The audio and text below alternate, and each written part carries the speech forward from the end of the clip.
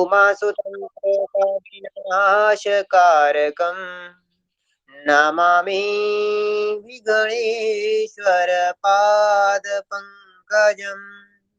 गणनाथा सरस्वती रवि शुक्र बृहस्पति पञ्चेतान् संस्मरे नित्यं वेदवाणी प्रवर्तते। अजास्यः पीतवर्णः सयात् यजुर्वेदोक्षसूत्रधृक् वामे कुलिशपाणि अस्तु भूतिदो मङ्गलप्रदः। आकाशात् पतितं तोयं यथा गच्छति सागरं सर्वदेव नमस्कारः केशवं प्रति गच्छति। शिक्षा शुभ्रा भयाकरा ज्ञानमुद्रान्विता शुभा अक्षसूतरा सकुण्डिका द्विभुजा दण्डपङ्कजा।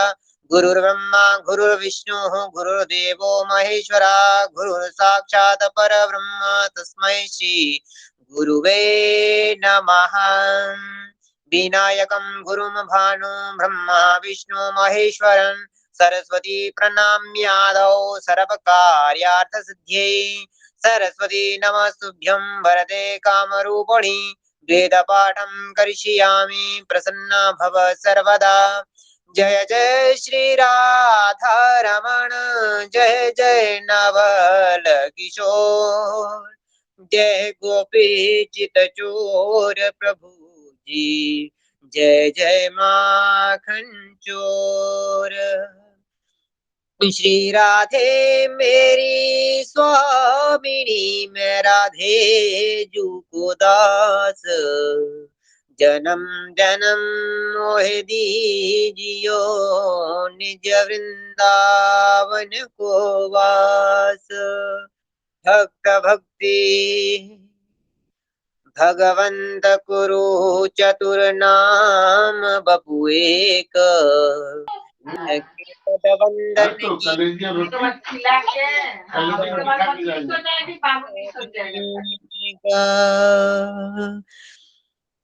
रविरुद्र पितामह विष्णुनुतं हरिचन्दन कुङ्कुम पङ्कयुतं मुनिवृन्द गजेन्द्र समानयुतं तव नौमि सरस्वती पादयुगं शशिशोधसुधाहिम धामयुतं शरदम्बरबिम्बसमान्करं बाहुरत्नमनोहर कान्तियुतं तव नौमि सरस्वती पादयुगं कनकाभज विभूषित भूतिपवं भवभावभिभावित भिन्नपदं प्रभु चित्त समाहित साधुपदं तव नौमि सरस्वती पादयुगम्। भवसागरमज्जन भीतिनुतं प्रतिपादित सन्ततिकारमिदं विमलाधिक शुद्ध विशुद्ध पवम् तव नौमि सरस्वती पादयुगम्। अतिहीन जनाश्रय पारमिदं सकलागम भाषित भिन्न पद परिपूरित विश्वमनेक भवं तव नौमि सरस्वती पादयुगं।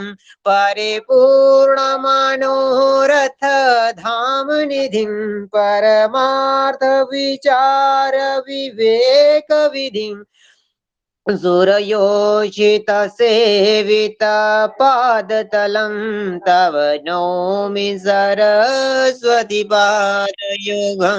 सुरमौली मणिद्योतिषु द्योतिशुभ्रकरं विजयादि महाभयवरणहरं निजकान्ति विलोमित चन्द्रशिवं तव नौमि सरस्वती सरस्वती पादयुगं गुणनीककुलस्थिते भीतिपदं गुणगौरवघरवित्त सत्यपदं कमलोदर कोमल पादतलं तव नौमि सरस्वती पादयुगं तव नौमि सरस्वती पादयुगम्। सर्वेभ्यो नमो नमः। हर हर महादेव। राधे राधे। हर हर महादेव। राधे राधे। हर हर महादेव। बहुत अच्छा पंडित जी, बहुत अच्छा सरस्वती स्तोत्र। जी बहुत बहुत धन्यवाद।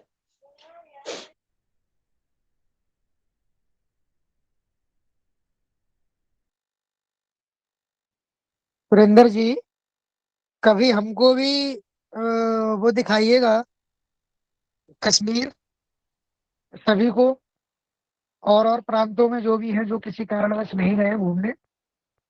एक दिन ऐसा जैसे शिमला दिखाया गया था, इसी प्रकार से कभी आप भी दिखाइए सभी को। जी अवश्य अवश्य।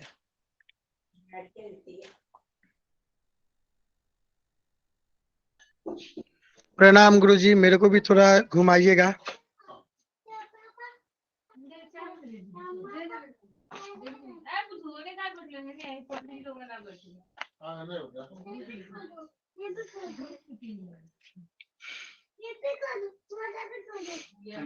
हाँ प्रणाम गुरुजी, बोल रहे हैं कि मेरे को भी थोड़ा कश्मीर घुमाइएगा।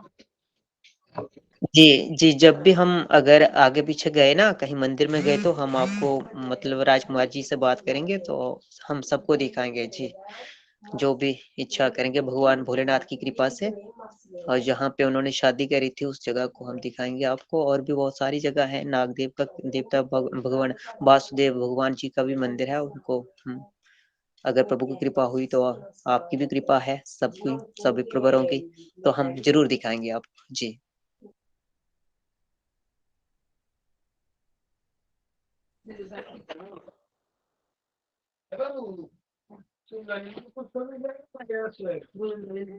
बहुत बहुत धन्यवाद गुरुजी।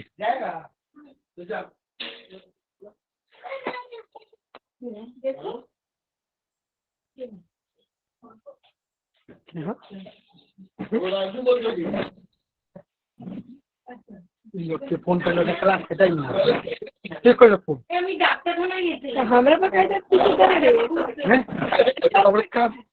हमरा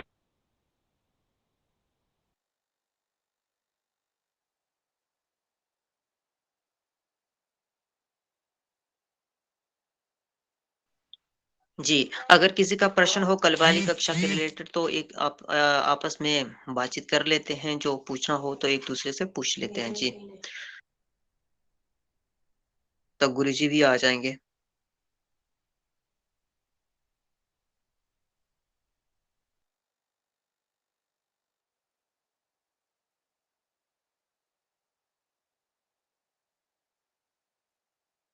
जी प्रशांत जी बोलिए।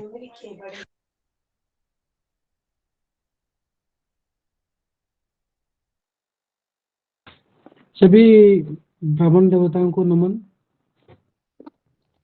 एक्चुअली मैंने गलती से लगा दिया था, ऐसे पूछने पर कुछ नहीं है।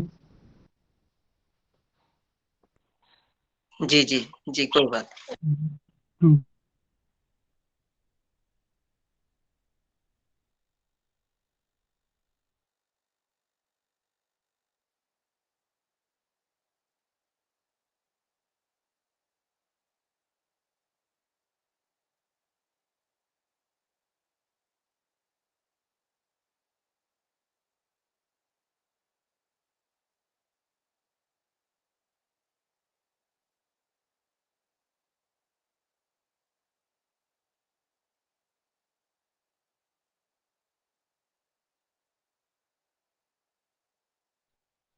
कल जैसा कि गुरुजी ने बताया था कि सातवें घर में यदि बुध है और उसका उसकी दृष्टि जो है गुरु से मिल रही है, मतलब गुरु से युति हो रही है, तो क्या वो भी मतलब राजयोग बनता है विपरीत राजयोग बनता है, साथ में घर से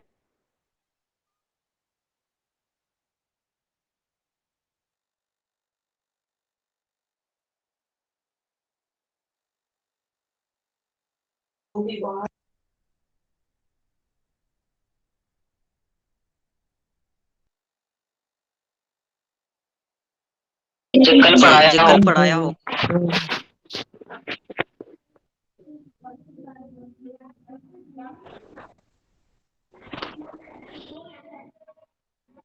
गुरु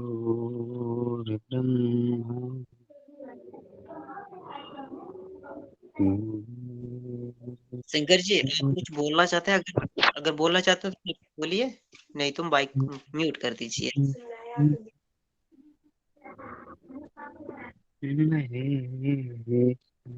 प्रणाम सुनील गुरु जी।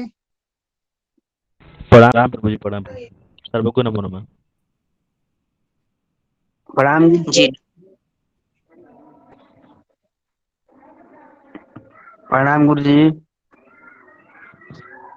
मैं जैसे कि ये पूछ जी रहा था, जैसे कल गुरुदेव ने बताया था कि विपरीत राजयोग, तो वह विपरीत राजयोग पूरे 12 घरों में कहीं से भी बन सकता है या केवल 12वें भाव से ही बनेगा? नहीं, मुझे तो समझ में जो आया, गुरुदेव ने बताया, मुझको ये समझ में आया था कि कोई ग्रह अगर अपनी नीच राशि में उपस्थित होकर विराज मतलब युति बनाकर बैठा है, तो और वो वहां से अपनी उच्च राशि देख रहा है, वो राशि 6 8 12 में हो, तब जो है विपरीत राजयोग बनता है। मेरे तो ये समझ में आया था कल। नहीं नहीं, ऐसा नहीं है। अगर विपरीत 6 राजयोग 6 8 आ- 12 भाव में ही बनता है। हाँ, 6 8 12 भाव का अब मालिक 12 भाव अगर में ही बनेगा। अगर मान छठवे लीजिए इसका 3 योग होता है। अगर नहीं, ऐसा नहीं है छठे का स्वामी अगर 12वें में चला जाए तो या बनता है, 8वें में ही रहे तो ये या विपरीत 8वें राजयोग में। हो जाता हाँ, और छठे है। का या तो स्वामी 8वें छठे का में अगर रहेगा। 8वें कर का अगर लीजिए छठे में चला जाए। दीजिए। सुनिए बोलिए। सुनिए सुनिए सुनिए प्रभु। 6 भैया एक एक करके बोले, अब क्योंकि दूसरों को भी समझ में आए। सिंगर हाँ, जी यदि आप कुछ बोलना वो चाहते बोल हैं रहा तो है ना बोलिए, वो वरना अपना माइक म्यूट कर देंगे। हाँ, एक एक जन बोलिए, एक एक जन बोलिए, जो बता रहे हैं ना एक एक जन बताइए। चलो पहले मैं बताता हूँ। अगर 6 8 12 का स्वामी छठवें स्थान में हो या 8वें स्थान में हो या 12वें स्थान में हो तो बनता है। उसी प्रकार 8वें स्थान का मालिक यदि छठवें स्थान में हो, यदि 8वें स्थान में हो, यदि 12वें स्थान में हो तो बनता है। उसी प्रकार 12वें स्थान का मालिक यदि छठवें स्थान में हो या 8वें स्थान में हो या 12वें स्थान में हो तो बनता है। और अगर जो ग्रह नीच होता है वो जिस स्थान में बैठता है उसी स्थान का मालिक उसी के साथ सगृही ग्रह के साथ बैठता है या उस राशि का उच्च ग्रह भी वहां बैठा है तो नीच भंग राजयोग बनता है। समझे? ये आपने सही बोला है, लेकिन ये जो विपरीत राजयोग है उसमें क्या होता है कि जैसे मान लीजिए छठे का स्वामी है ना, हम्म। तो वो अगर 12वें और 8वें में चला जाए तो वो काफी अच्छा विपरीत राजयोग बन जाता है। और छठवें में जाएगा ना, स्वगृही हो जाएगा तो भी बनता है। स्वगृही हो जाएगा ना वो, तो फिर विपरीत हाँ, राजयोग वहां थोड़ी बन ना जाएगा। ना ना ना तो बनेगा। 6 8 12 के स्वामी अगर अब 6 8 12 में रहते हैं तो विपरीत राजयोग बनता है। तो विपरीत राजयोग अच्छा होता है क्या बुरा होता है? विपरीत कौन से? राजयोग अच्छा होता है, अच्छा होता है। अच्छा फल देता है वो। अच्छा, ये प्रभु जी नीच भंग योग बताया था आपने, अब वो बताइए फिर से, कृपया देखिए, कीजिए। एक धनु लग्न लीजिए, समझे? धनु लग्न, गुरुदेव धनु लग्न की कुंडली ड्रॉ कीजिए। जी, आप एक सेंटेंस में बोल दीजिए, मैं समझ जाऊंगा। ठीक है, सपोज धनु लग्न है, ठीक है?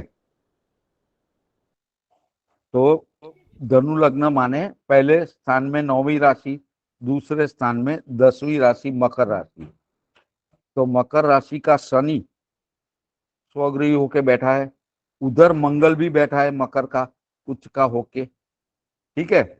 और अगर उधर ही मकर का गुरु विराजमान है, गुरुदेव दूसरे स्थान में 10वीं राशि का, तो गुरु नीच हो गया, लेकिन वो शनि महाराज जो कि स्वगुरु ही है मकर राशि में, उनके साथ बैठे हैं। और मंगल महाराज जो कि मकर राशि में उच्च के हो गए, उनके साथ बैठे हैं। तो जो गुरु महाराज का नीच हुआ था वो नीच भंग हो जाएगा और अच्छा फल देगा। लेकिन जैसे कल गुरुदेव ने बताया था कि ग्रह अपनी मूल लाक्षणिकता छोड़ता नहीं है, तो गुरु जैसे कारकत्व कारकत्व कारकत्व, मूल लाक्षणिकता कारकत्व, तो जैसे गुरु का कारकत्व विद्या और संतान से है, तो ये यहाँ नीच भंग होके गया। तो ये जिस भी बंदे की कुंडली है उसको विद्याभ्यास में अगर ध्यान नहीं रखता है तो बीच में किसी भी वजह से अभ्यास में साल बिगड़ने के पूरे चांसेस है। ये होता है नीच भंग राजयोग, समझे। तो ये जी महादशा जी अंतरदशा में फल मिलेगा जी। हाँ, महादशा, गुरु की जब महादशा आएगी ना हाँ, उसी टाइम या अंतरदशा।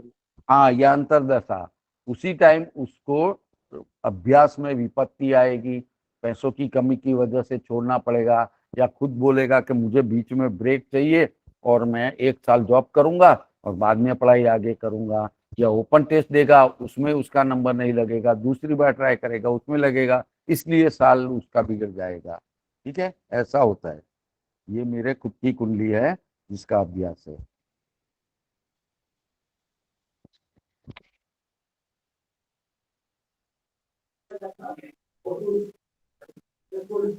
प्रणाम गुरुदेव। गुरुदेव प्रणाम। प्रणाम गुरुदेव।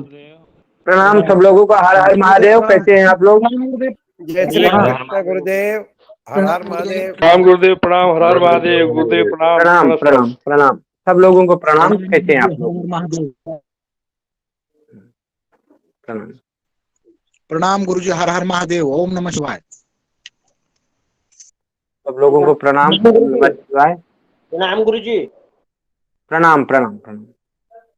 राधे राधे गुरुदेव। गुरुदेव को प्रणाम। राधे। चलो ठीक है, आते हैं विषय वस्तु पे। हाँ गुरुजी प्रणाम। प्रणाम प्रणाम।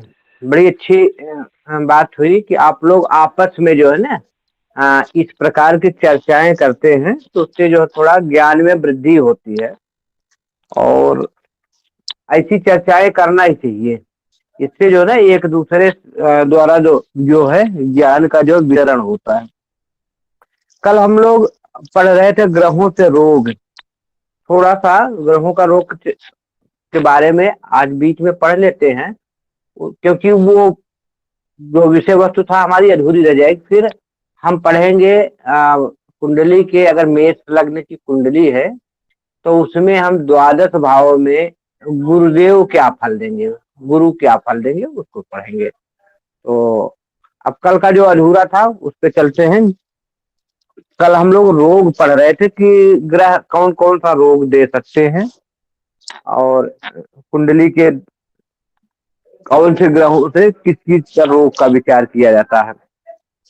फिर इसी क्रम में हम लोग पढ़ेंगे कि कौन सा ग्रह आपको क्या क्या नौकरी इत्यादि, अगर दसम भाव से संबंध हो जाए तो आपको क्या क्या व्यवसाय या किस क्षेत्र में आपकी प्रगति की जाती है, उसके बारे में भी अगले दिन पढ़ेंगे। इसी हिसाब से ग्रह भी हमारे पूरे हो जाएंगे और हमारा जो है विषय वस्तु भी अधूरी नहीं रहेगी। फिर बीच बीच में हम आपको लेंगे नवांश कुंडली इत्यादि कैसे बनाते हैं, सप्तांश कैसे बनाते हैं, और इन चीजों के बारे में भी हम पढ़ेंगे। ठीक है, क्योंकि बेसिक जानकारी बहुत जरूरी थी, और अगर उस पे चलते तो आप लोगों में जैसा कि है कि बहुत सारे पंडित हैं, ज्योतिषी है, तो वो विषय जो है क्योंकि पढ़ाया विषय, अगर हम कहाँ ग्रह नीच के हो रहे हैं, कहाँ उच्च के, इन चीजों में उलझे रहेंगे जो पंचांग संबंधित बातें थी, तो अधूरा लगता है। लोगों को लगता है कि ये तो हम पढ़े हैं। जैसे अभी हमारे क्लास में एक दिन वंदना बहन जी आई थी, उनको नॉलेज था तो कुछ प्रश्न पूछती बोलती थी, तो हमने कहा नहीं आप रुको, आपको पता है, लेकिन है क्या, इसमें बहुत सारे लोगों को नहीं पता है। तो अच्छा, आप लोग ज्ञानी लोग हैं, है क्या, सब लोगों को कुछ न कुछ चीजें पता है। ऐसी स्थिति में नहीं आता। अभी बंद कर लीजिए माइक, माइक बंद कर दीजिए। किनका माइक है? उमेश जी क्या? उमेश जी माइक बंद कर लीजिए थोड़ी देर के लिए। तो ऐसी स्थिति में हुआ क्या कि उनको ये लगता है ना कि ये तो हम पढ़े हैं, वही पढ़ा पढ़ाया चल रहा, तो वो बकवास लगता है। तो सबसे प्रार्थना है, आप लोग सब ज्ञानी आज सब हैं ज्ञानी जन। तो कई बार होता है आपको जो चीज मालूम है वो लगेगा कि बिल्कुल वो है, लेकिन यहाँ बैठने से पहले आप 10 मिनट 5 मिनट 1 घंटे का समय जो होता है, ये समझ लो कि मैं कुछ नहीं जानता, क्योंकि आप जानते हो आपके साथी बहुत लोग हैं वो चीजें नहीं जानते। तो इसलिए सबसे प्रार्थना है, आप लोग जानते भी हो तो क्लास के अंदर जो है ये समझ लो कि मैं नहीं जानता। हाँ, क्लास के विषय वस्तु खत्म हो जाए उससे फिर बोलो तो लोगों को ज्यादा हुए। ठीक है, उमेश जी प्रश्न पूछे। उमेश जी बोले। उमेश जी, उमेश जी कुछ बोलना चाहते थे?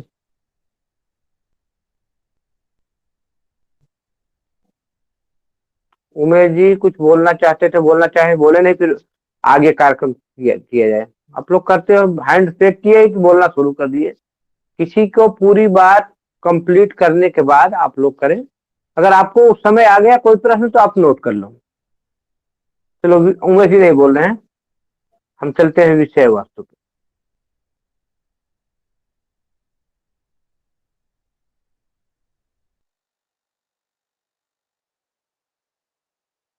गुरु जी आपकी माइक म्यूट हो गई है। अब चलो, ठीक है जी गुरु जैसे, जी। हाँ, अब हम लोग चाह रहे थे सूर्य ग्रह से कौन कौन से रोग का हम विचार करते हैं। सूर्य रोग, रक्त रोग, सूर्य ग्रह क्योंकि लाल लाल चीजें, तो रक्त रोग, पित्त विकार, सिर दर्द, सिर दर्द, और कौन सा रोग देगा? नेत्र विकार, आंखों में भी परेशानी सूर्य के द्वारा आती है। नेत्र विकार, कई कई बार तो त्वचा रोग भी जो है सूर्य दे देते हैं। तो नेत्र विकार, ज्वर वृद्धि, बुखार इत्यादि जो ज्वर होता है ना, ज्वर में वृद्धि सूर्य के द्वारा हो जाती है, ज्वर वृद्धि। हृदय रोग, और ये कई बार हड्डियों में अस्थि एवं चर्म रोग, जैसे हमने बता दिया कि स्किन संबंधित, तो हड्डियों में, और कई बार त्वचाजन्य विकार, चर्म रोग भी दे देते हैं। मंदाग्नि, और सूर्य अगर नीच राशि में हो जाए तो ऐसी स्थिति में अपमान इत्यादि भी कर देते हैं, क्योंकि अपमान भी व्यक्तित्व से होता। अतिसार, चित्त व्याकुलता, उदर एवं मेरुदंड संबंधी रोग, उदर एवं मेरुदंड संबंधित रोग दे देते हैं। सबका हो गया? मेरुदंड सब समझ रहे हैं ना? मेरुदंड का मतलब होता है पीठ की जो रीढ़ वाली हड्डी होती है उसको मेरुदंड कहते हैं। ठीक है, चलिए लिखिए, चंद्रमा से कौन कौन सा रोग होता है? चंद्रमा, कफजन्य विकार, कफ इत्यादि, क्योंकि शीत, चंद्रमा जल तत्व के कारक है, तो ऐसे में शीत जन्य विकार। तो चंद्रमा जिनका खराब होता है 6वें 8वें 12वें में, तो उसको जैसे ही मौसम चेंज होता है वैसी स्थिति में सर्दी जुकाम इत्यादि बीमारियां आ जाती हैं। तो कफजन्य विकार, उन्माद, अनिद्रा, नींद नहीं आती, नेत्र रोग, और कई बार चंद्रमा मन के कारक है तो मानसिक रोग दे देते हैं, मानसिक रोग। और कैल्शियम इत्यादि तत्वों का अभाव हो जाता है। अगर जातिका स्त्री है तो स्त्री जनित रोग, आलस्य, शीत, ज्वर, मंदाग्नि, और कई बार सूर्य इत्यादि से अगर अमावस्या वगैरह के संबंध होते हैं तो, या मंगल इत्यादि के प्रभाव में आ जाते हैं तो रक्त विकार, रक्त विकार, शुक्र इत्यादि के प्रभाव में आ जाते हैं तो प्रमेह, प्रमेह कहते हैं शुगर इत्यादि। अंडकोश एवं गर्भादि रोगों का विचार चंद्रमा से किया जाता है।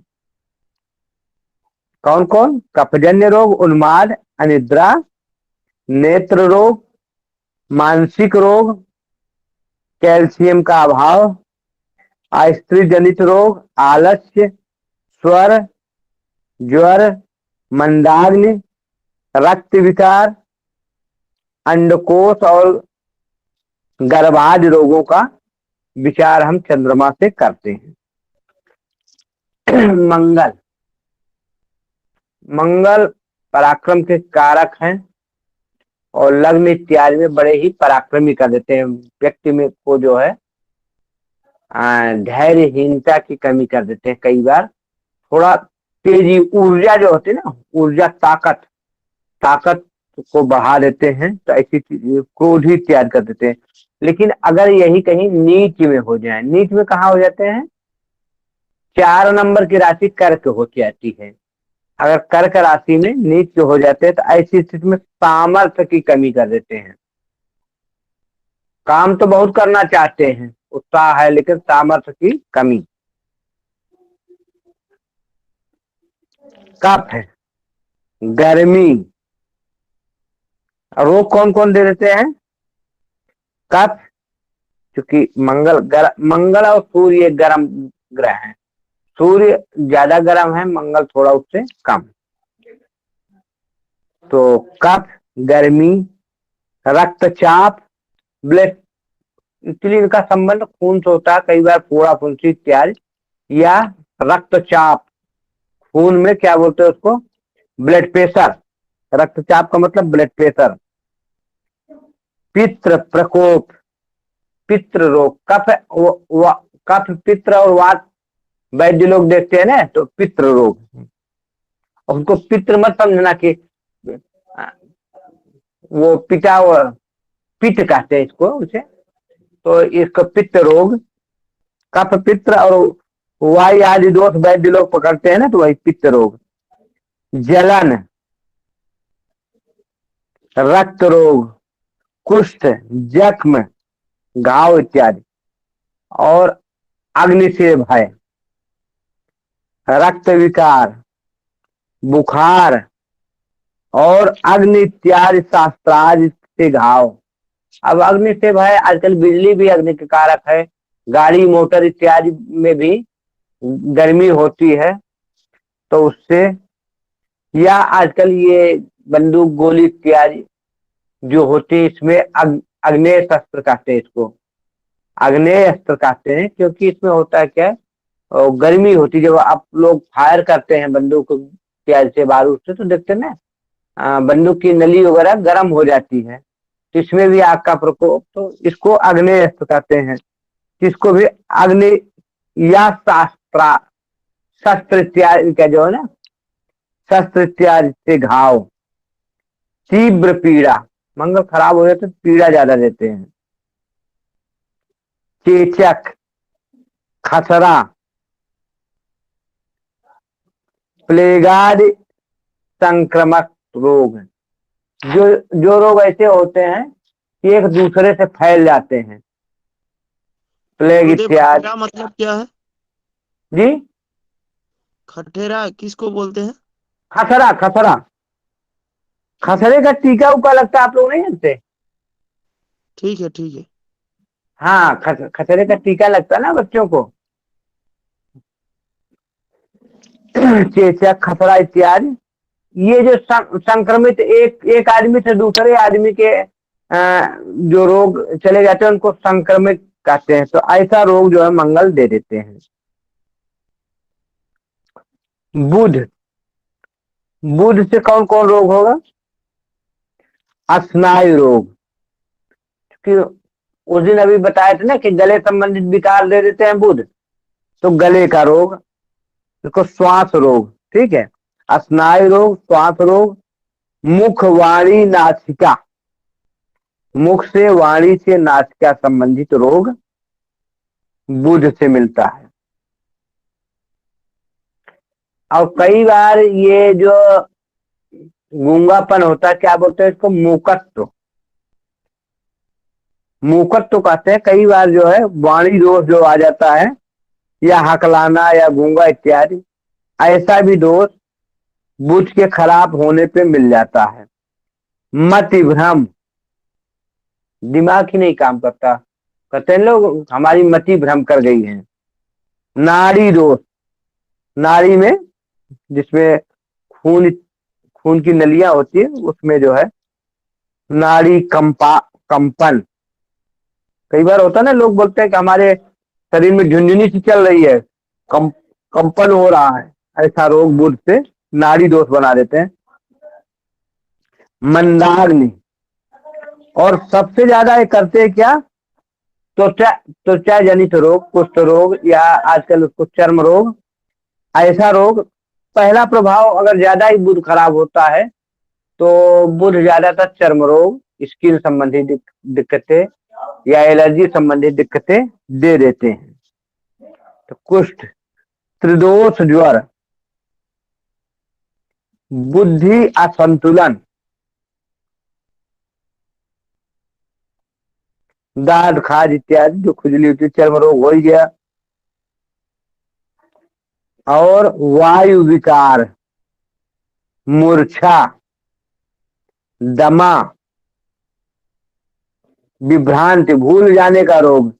अभी परसों नरसों मेरे से कोई क्वेश्चन किया था ना कि गुरुजी अगर भूल जाने की बीमारी, हमारे ग्रुप में किसी ने क्वेश्चन किया था कि मैं कुछ पढ़ा रहा था, प्रश्न आ गया तो मैं भूल गया।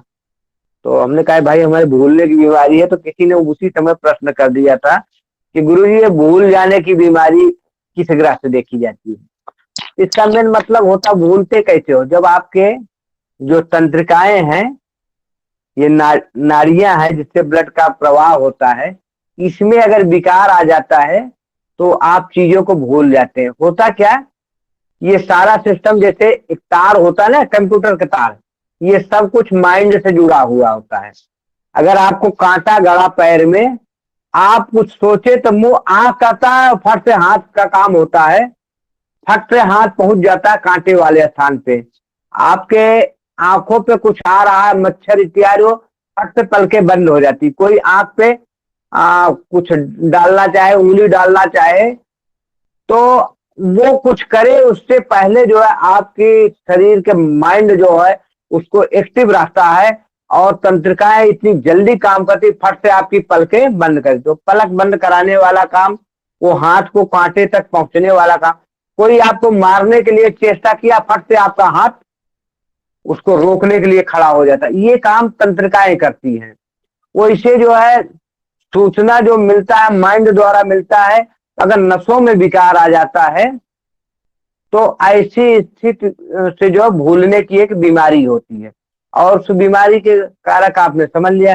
कई बार चंद्रमा में नाड़ी दोष आ जाता है, चंद्रमा के कारण भी जो है नसों में दिक्कतें आ जाती हैं, नस ब्लॉक इत्यादि की समस्या हो जाती है, कई बार बुध के। तो ऐसी स्थिति में ये दो ग्रह ज्यादा प्रभावी हैं। उस रक्त इत्यादि विकार मंगल से भी देखा जाता है, लेकिन वो सिर्फ रक्त संबंधी विकार होता है, लेकिन नाड़ियों का दोष बुध और चंद्रमा से देखा जाता है। तो अगर ये खराब होते हैं तो कई बार आपको भूलने की बीमारी हो जाती है।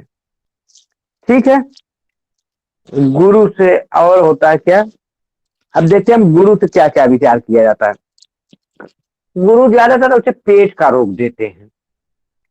गुरु ज्यादातर पेट में दिक्कतें कर देते हैं, क्योंकि उसमें भी कारण है। गुरु है ब्राह्मण, खाने पीने के शौकीन, और खाना पीना का अगर पथ्य अपथ्य का विचार न किया गया तो ऐसी स्थिति में पेट जनित समस्याएं हो जाते हैं। तो कफज रोग, मूर्छा एवं कर्ण रोग, कानों में रोग, कल बताए थे ना कि गुरु जो है कानों में वो देते हैं मंत्र। तो कर्ण रोग, गुल्म, पेट का फोड़ा इत्यादि, टाइफाइड, हार्निया, और गुरु करते हैं कि चर्बी को बढ़ा देते हैं। कई बार पेट अगर उसमें और कोई ग्रह न हो लग्न में, तो ऐसे जातक के जो है चर्बी बढ़ने की संभावना होती, पेट बढ़ने की संभावना, कद छोटा हो जाता है, तो ये चीजें संभावना होती है। तो चर्बी, स्थूलता और दुर्बलता, गैसादि रोगों का विचार भी गुरु से किया जाता है। पेट में गैस इत्यादि का भी विचार गुरु से करते हैं। अब चलते हैं शुक्र के। शुक्र से कौन कौन रोग होता है? शुक्र का अर्थ है वैसे तो दैत्य गुरु है, लेकिन शुक्र वीर इत्यादि पे ज्यादा प्रभाव देता है। तो मूत्र मार्ग, मूत्राशय संबंधित रोग, वीर्य काम संबंधित रोग, प्रमेह, शुगर इत्यादि,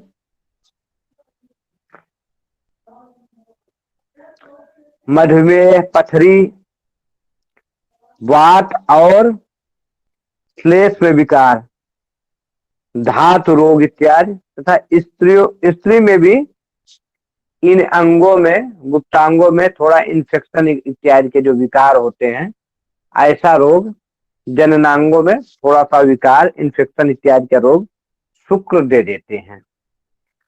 शुक्र अगर खराब हो जाए तो मूत्र संबंधित बीमारी, पेशाब वाली बीमारियां हो जाती हैं। शनि कई बार जो है अगर खराब स्थिति में होता है तो पैरों में घुटने के नीचे इत्यादि दिक्कतें दे देता है। वायु एवं कफजन्य रोग देता है शनि। स्नायु को दुर्बलता, शनि का प्रभाव हो तो आदमी का दिमाग ही खराब कर देता है और अपने गलत निर्णयों से खुद को दुखी बना लेता है। तो स्नायु दुर्बलता, अधिक श्रम से मानसिक थकान, वातज रोग, सन्निपात, कई बार पागल, राहु केतु इत्यादि के प्रभाव में आ जाए तो शनि पागलपन भी करा देता है। लकवा आदि बीमारी, हड्डियों में, पसलियों में, नाखून, बाल में, केस में, मांसपेशियों में, श्वास रोग, दमा इत्यादि जो होती है। संधि रोग, जोड़ों में दर्द, संधि रोग मतलब जोड़ों में दर्द, पोलियो, पक्षाघात, वातशूल, पांव, पेट संबंधी एवं कई बार राहु केतु इत्यादि के प्रभाव में हो जाए तो शनि जो है दीर्घकालीन रोग जो बहुत दिन तक चले, ठीक न हो, असाध्य रोग दे देता है। जैसे कैंसर इत्यादि असाध्य रोग ऐसे को दे देता है। अगर ज्यादा शनि पीड़ित हो जाए, राहु केतु इत्यादि के प्रभाव में हो जाए, तो ऐसी स्थिति में शनि से जो है असाध्य रोग, जो रोग ठीक न हो, कैंसर इत्यादि रोग दे देता है राहु से। हृदय में हृदय दौर्बल्य, इसका मतलब होता है हृदय में दुर्बलता।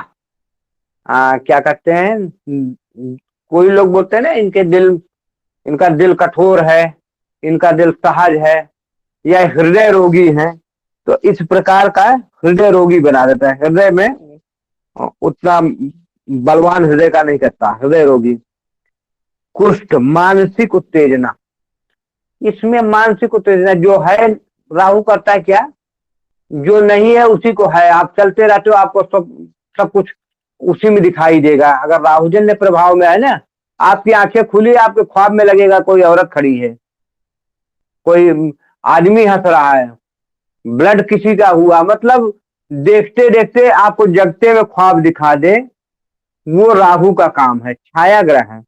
तो अगर ऐसी स्थितियां आ रही तो आपको राहु संबंधित चीजों का दान करना चाहिए, या राहु ग्रह का जाप इत्यादि करा के, या और प्रभाव चाहते तो भगवती आराधना, भगवान शिव की आराधना इत्यादि से जाके, या अच्छा राहु जन्य दान जो है थोड़ा छोटे लोगों में दिया जाता है, जो सफाई कर्मचारी हुए, डोम इत्यादि, इनको दिया जाता है।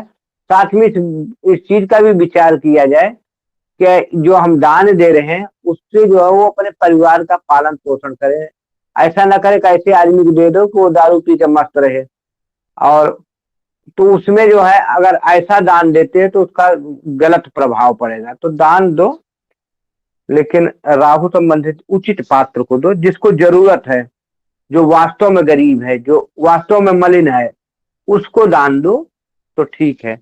कहीं ऐसे लोगों को दे दिया और शराब पीते हो तो उसमें फिर प्रभाव थोड़ा उल्टा होता है। हाँ, तो उत्तेजना, कीटाणु या विषाणु से उत्पन्न रोग, पैर में चोट, अरुच, कृमि रोग, पाचन संस्थान संबंधित रोग, मतलब इस प्रकार का जो है रोग दे देता है। ये भी कई बार जो है ऐसा कर देता कि आदमी का मानसिक विकार ठीक नहीं रहता राहु से, जगते में स्वप्न, भूत प्रेत इत्यादि का ऐसा ऐसा रोग दे देगा जो रोग आपको है ही नहीं, आपको मानसिक बीमारी दे देगा। आप डॉक्टरों के पास जाओगे, इधर उधर घूमते रहोगे, जो है नहीं वही उसी को दिखाता है। भ्रम का रोग, भ्रम का रोग ज्यादातर राहु द्वारा होता है। कोई भूत कहेगा, कोई प्रेत कहेगा, पंडित के पास जाओगे ग्रह बताएंगे, और भूत प्रेत वाले भूत प्रेत बताएंगे, डॉक्टर के पास जाओगे रोग बताएगा, कहीं कुछ होगा कहीं कुछ होगा। इस चीज की जो दिक्कतें राहु से हो जाता है। केतु से श्वेत कुष्ठ, सफेद दाग, गर्भपात, चर्म रोग, जलोदर, कुष्ठ रोग, फोड़ा फुंसी,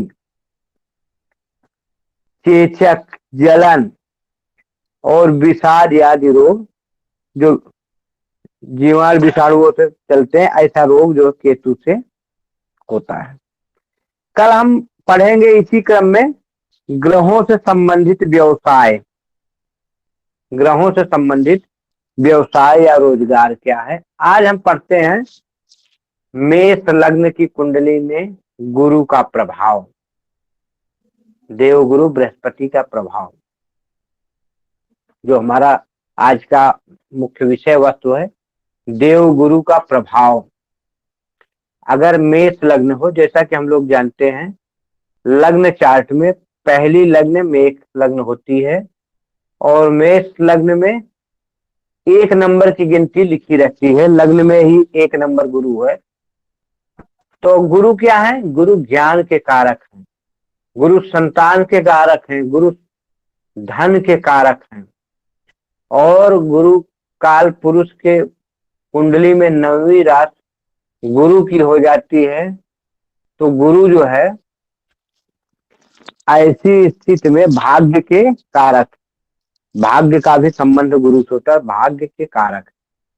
अब ऐसे गुरु अगर मेष लग्न में जाके लग्न में ही बैठ जाते हैं, अच्छा गुरु से अगर गुरु बढ़िया रहे तो हंस महापुरुष नामक राजयोग में लगता है, चंद्रमा इत्यादि के साथ मिल जाए तो गज केसरी इत्यादि, ये राजयोग होते हैं गुरु द्वारा। ये गुरु अगर जाके केंद्र के ही भाव में, केंद्र के भाव में मेष राशि में बैठ जाए, तो मेष राशि कौन है? किसकी राशि है? मंगल का। मेष राशि के स्वामी कौन है? मंगल। और मंगल इनके मित्र ग्रहों में भी हैं। अगर वहां बैठ जाए तो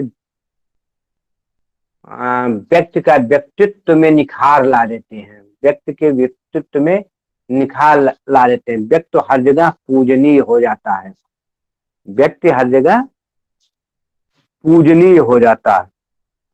उसके ज्ञान को बढ़ा देते हैं गुरु, उसके ज्ञान को बढ़ा देते हैं गुरु। गुरु की यहाँ से 5वीं दृष्टि सूर्य के घर पे पहुंचती है, संतान भाव पे। यहाँ 5 नंबर की गिनती के 5वां भाव जिसको ज्ञान और संतान के करते, तो वहां भी वृद्धि कर देते हैं। ऐसी स्थिति में गुरु करते हैं क्या, कम से कम जातक को 4-5 संतानें तो दे ही देते हैं, अगर खराब नहीं हुए, अगर गुरु खराब नहीं हुए। कई बार केंद्र में ही अगर सूर्य हो गए तो सूर्य के प्रभाव से गुरु अस्त हो जाते हैं, सूर्य के प्रभाव से गुरु अस्त हो जाते हैं, क्योंकि सूर्य तेज है, सूर्य राजा है। लेकिन ऐसा जातक अस्त होने के बाद भी गुरु अपना परिणाम में कमी नहीं करते। परिणाम तो उनका शुभ ही होगा, जातक को ज्ञानी ही बनाएंगे।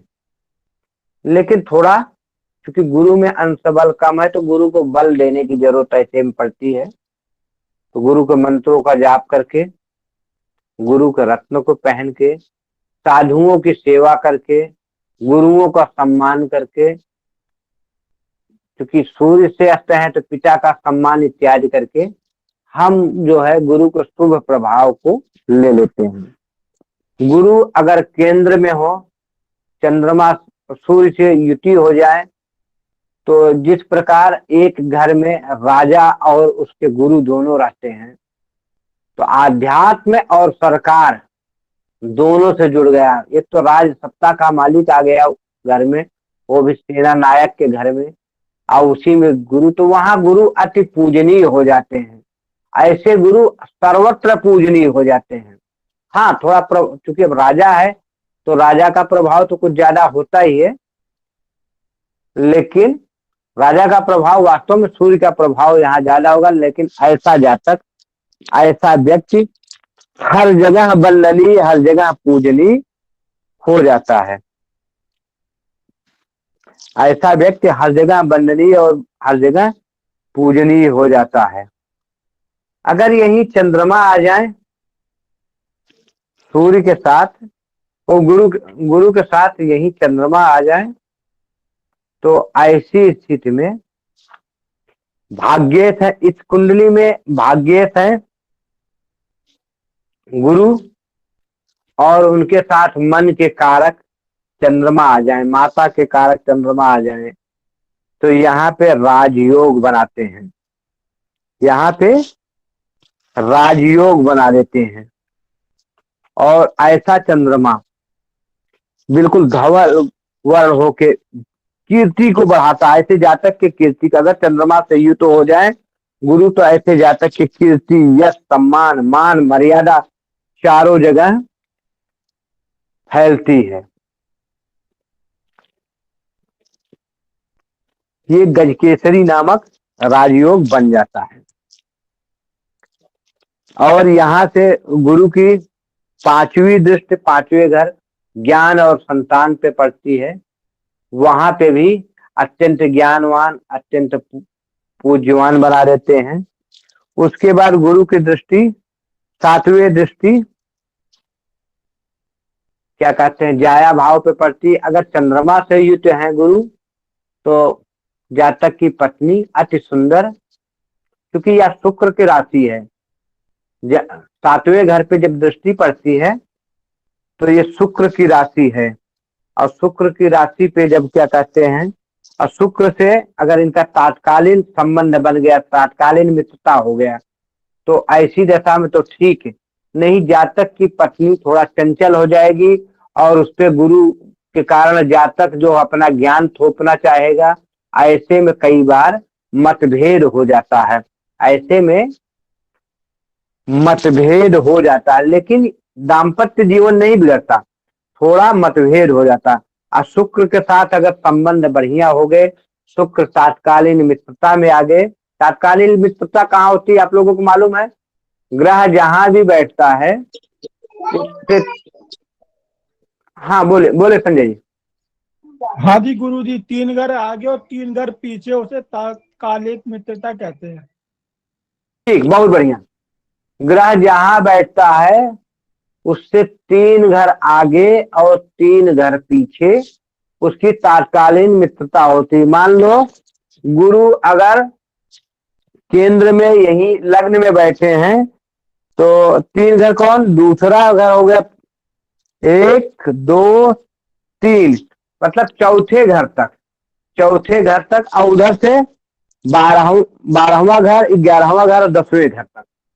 यहाँ जो भी ग्रह बैठे चाहे वह गुरु का मित्र हो अथवा शत्रु, वहां तात्कालीन मित्रता में आ जाता है। और उसके बाद जहां जहां भी ग्रह होता है वह तात्कालीन शत्रु होता है। जो ग्रह गुरु के मित्र होंगे वो सम हो जाएंगे और जो शत्रु हैं वो अति शत्रु माने जाएंगे, और एक चीज बताऊं, यहाँ जो ग्रह गुरु के साथ भी होगा, मतलब जो ग्रह गुरु के साथ भी होगा तो 3 घर आगे पीछे नहीं आता, तो वो भी तात्कालीन शत्रुता में ही आता है।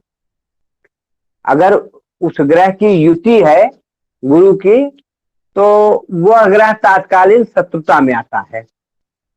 ठीक है, अब आप लोगों को समझ में आ गई होगी तात्कालीन शत्रुता। और एक बार दोबारा बता दें प्लीज। हाँ बताते हैं। देखो तात्कालीन, एक बार मैं वीडियो के द्वारा दिखाना चाहता हूँ आपको। देखो अगर चल जाए, कुछ समझ में आ जाए तो आप लोगों को।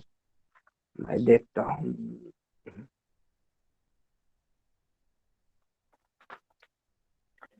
दिखाई दे रहा कुछ? दिखाई दे रहा? जी दिखाई दे रहा कुछ? दिखाई दे रहा, थोड़ा दिखाई। ठीक है गुरु, जब ठीक है दिख रहा है गुरु जी। अगर गुरु यहाँ है, अगर गुरु यहाँ है लग्न में, तो यहाँ से दूसरे भाव में, तीसरे भाव में, चौथे भाव में इनकी जो भी ग्रह पड़ेगा, चाहे वह मित्र हो अथवा शत्रु, तात्कालीन मित्रता आ जाती है। और यहीं से 3 घर फिर गिनते हैं उधर से क्लॉकवाइज। इसमें है क्या? इसमें जो 12वां घर है, 11वां घर है, 10वां, मतलब दूसरा, तीसरा, चौथा, फिर 12वां, 11वां, 10वां, यहाँ जितने भी ग्रह बनेंगे वो तात्कालीन मित्रता में आ जाएंगे। और अगर गुरु के साथ ही कोई ग्रह होगा, यहाँ युति। जी गुरुजी, अगर गुरु से लग्न से आप गिन रहे हो तो तीसरा घर आएगा, वो चौथा नहीं तीसरा घर आएगा मेरे ख्याल से, क्योंकि गुरु से गिनना है। गुरु को छोड़ के नहीं, गुरु से नहीं गिनना है, गुरु से नहीं गिनना है। अच्छा, गुरु जहां बैठते हैं वहां से 3 घर आगे और 3 घर पीछे जो भी ग्रह हो उससे मित्रता। अगर गुरु के साथ भी कोई ग्रह है ना तो वो तात्कालीन शत्रुता में आएगा। समझ गए? अगर गुरु के साथ भी, यही तो मैं बताना चाहता था। अगर इसमें भी है ग्रह, अगर वो मित्र में है तब तो ठीक है, वो सम हो गया। ठीक है, अगर वह ग्रह लग्न में ही बैठा है गुरु के साथ, मित्र ग्रहों में है तो सम हो गया। और नहीं, अगर कोई अन्यत्र, मतलब जो शत्रु ग्रह है, मान लो शुक्र है तो शुक्र शत्रु है और गुरु के साथ ही युति हो गई, तो ऐसी दशा में वो अति शत्रु हो जाएंगे। समझ में आया? नहीं समझ में आया? गुरुदेव आ गया। समझाइए गुरुदेव। देखो गुरु जहां बैठे हैं वहां से 3 घर आगे और 3 घर पीछे। गुरु जहां बैठे उसको तो छोड़ दो, उससे आगे 3 घर और उससे पीछे 3 घर, उसमें जो भी ग्रह आते हैं उनसे गुरु की गुरु क्या, जो भी ग्रह है, मान लो सूर्य है, चंद्र है, मंगल है, कोई भी ग्रह है, ग्रह जहां बैठा है उससे 3 घर आगे और 3 घर पीछे जो भी ग्रह आते हैं वो तात्कालीन मित्र होते हैं।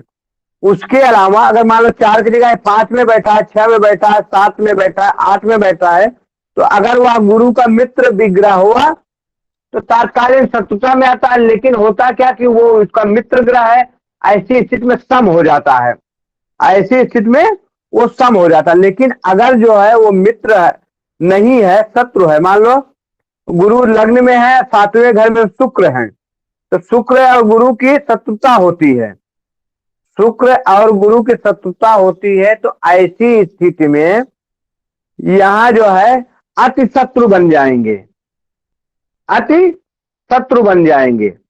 और अगर उसी 7वें घर में गुरु का कोई मित्र है, मंगल है, सूर्य है, या क्या कहते हैं चंद्रमा है, तो ऐसी स्थिति में सम हो जाएंगे।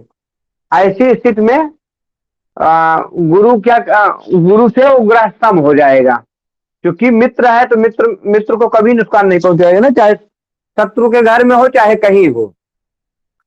सबको समझ में आ गया तात्कालीन मित्रता और शत्रुता? जी जी जी गुरु जी, समझ में आ गया जी। और कोई ऐसे हैं ग्रुप में जिनके न समझ में आई हो तात्कालीन मित्रता और गुरु जी, अगर गुरु के साथ युति हो तो क्या होगा? शत्रुता हो जाएगी? गुरु के साथ युति है, अगर उनका जो है मित्र ग्रहों में है, जैसे हमने बताया कि दैत्य श्रेणी के कुछ ग्रह हैं जिनकी आपस में मित्रता होती है, कुछ देव श्रेणी की, जैसे सूर्य, चंद्रमा, मंगल और गुरु, सूर्य, चंद्रमा, मंगल और गुरु, ये आपस में मित्र हैं, ये आपस में मित्र हैं, ये देव श्रेणी के ग्रह कहे जाते हैं। शुक्र, शनि, राहु, केतु, ये आपस में मित्र हैं, और ये देव श्रेणी के ग्रह जो हैं, सूर्य, चंद्रमा इत्यादि, उनके शत्रु हैं। बुध हुआ, हाँ बुध हुआ, बुध सम है। अभी हमने कल या परसों ही आप लोगों को मित्र और शत्रु समझाए थे। हाँ बोलिए, आप बोलिए क्या बोलना चाहते हैं? जी गुरुदेव, प्रणाम गुरुदेव। गुरुदेव हाँ मैं ये बोलिए। कह रहा था, जो आप समझा रहे हैं ना अभी क्या कहते हैं, नैसर्गिक और तात्कालिक मित्रता, तो मैं ये जानना चाह रहा था, अगर मान लीजिए लगने, जैसे मान लीजिए सिंह लगन में सूर्य हो गए लगने, तो उनके शत्रु हो गए शनि, और वो अगर तात्काल, और केतु भी इनके शत्रु हो गए, और वो अगर तात्कालिक मित्रता में उनके मित्र आ रहे हैं तो वो सम हो गए। तो इसका मतलब ये मान सकते हैं कि जातक को इनसे कोई ज्यादा कष्ट नहीं होगा? नहीं, अगर तात्कालीन मित्रता में है शनि से, तो उन तात्कालीन मित्रता पे आ गए, और शनि की दृष्टि जो है, मान लो 10 नंबर की राशि मकर है, और शनि जो है उसके तात्कालीन मित्रता है, तो वहाँ जो है शनि की राशि 10 नंबर पे मकर में सूर्य अपना शुभ प्रभाव देंगे, वहां शुभ प्रभाव देंगे, क्योंकि शनि से तात्कालीन मित्रता हो गई और उनकी दृष्टि पड़ रही है मान लो 10 नंबर पे, आप समझ गए ना? तो ऐसी स्थिति में शुभ फल देंगे, और नहीं तो फिर शत्रु राशि में है, शत्रु वाला वो करेंगे, आप समझ गए? जी गुरुदेव, ठीक है गुरुदेव। हाँ, तो तात्कालीन मित्रता का यही होता है।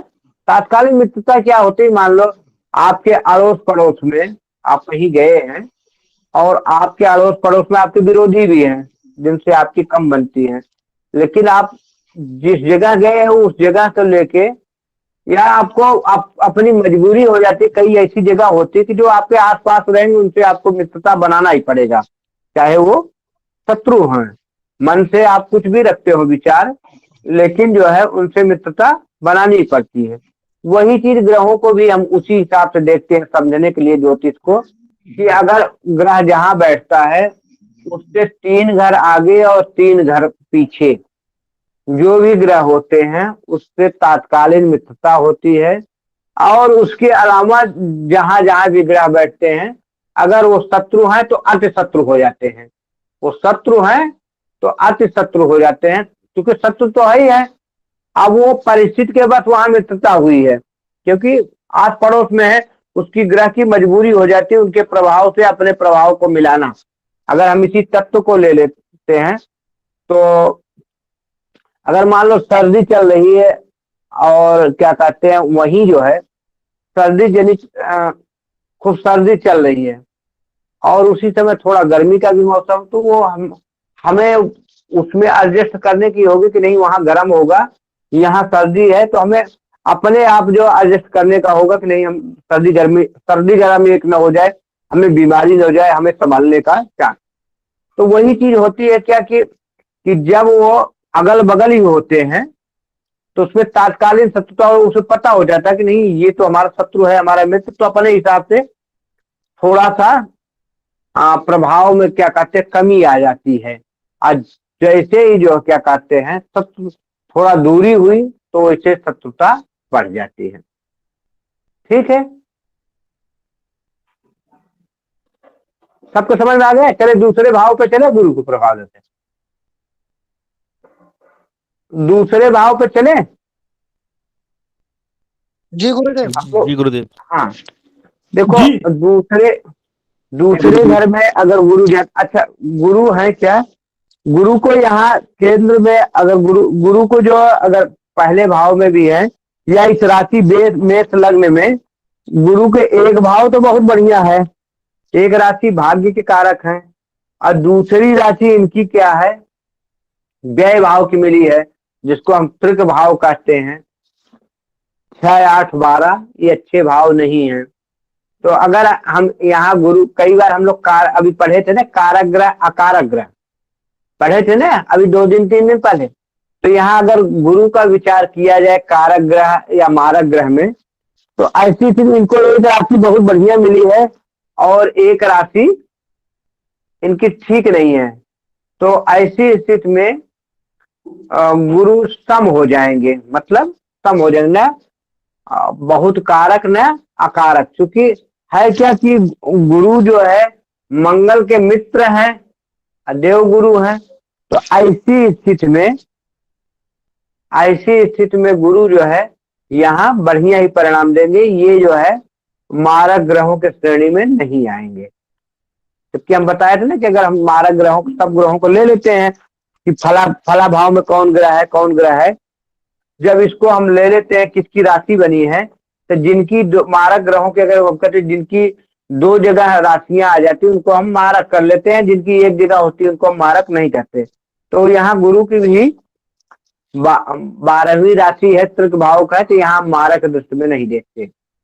चलते दूसरा घर जो शुक्र का घर है, दूसरा घर शुक्र का घर है और यहाँ धन का स्वामी, धन का कारक, क्योंकि उस घर पर प्रतिनिधित्व है शुक्र का, शुक्र इनके मित्र नहीं है, शत्रु हैं।